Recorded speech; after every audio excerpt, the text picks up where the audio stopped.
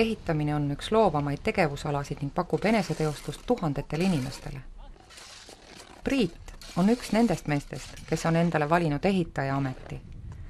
Koolis käis ta Pärnu kutseõppekeskuses ja lõpetas selle ehitus tislerina. Sai lihtsalt peale põhikooli valitud sükka amet ja tundus sükene korralik töö ja kindlasti nagu tasub ka.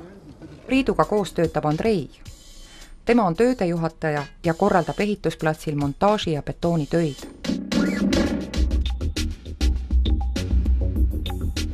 Olen õppinud olen Kopli ehituskoolis kunagi õppinud 3 aasta, sain müürsepa monteerija eriala.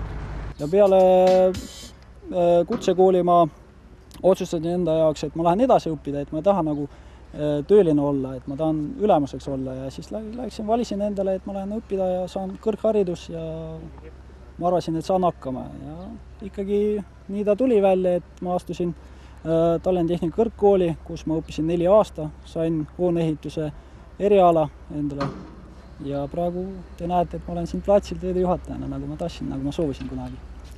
Mulle meeldib organiseerida, mulle meeldib tellida materjali, vaadata, et kuidas üks teise maed saavad kokku ja kõige rohkem võib-olla see sama montaaž ja betoonne töö, sellepärast see on kõige tähtsam töö ehitusel. Selleks, et nüüd teisi kontrollida, seda tööd planeerida ja korraldada, kas see, et sa ise oled seda tööd varem teinud, aitab kaasa sellele? Väga aitab kusjuures, et ma tean, mis mees pidi tegema ja kuidas ta pidi tegema seda töö.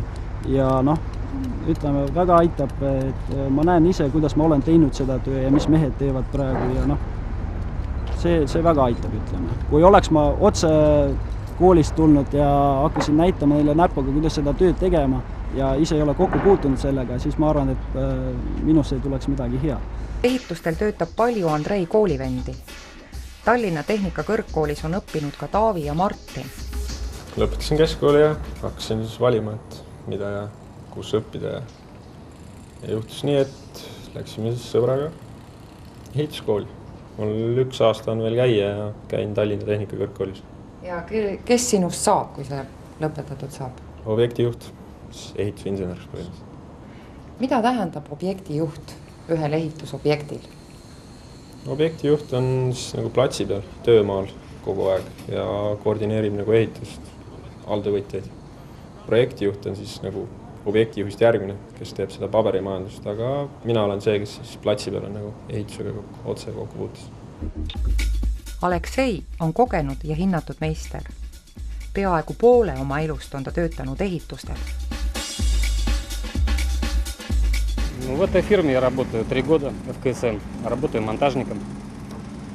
В данный момент мы монтируем для Эстиэнергия подземный туннель. А в строительстве ты сколько лет уже работаешь? В строительстве я в Эстонии работаю с 86 года. Как приехал сюда по Комсомольской путевке на строительство Новоталлинского порта.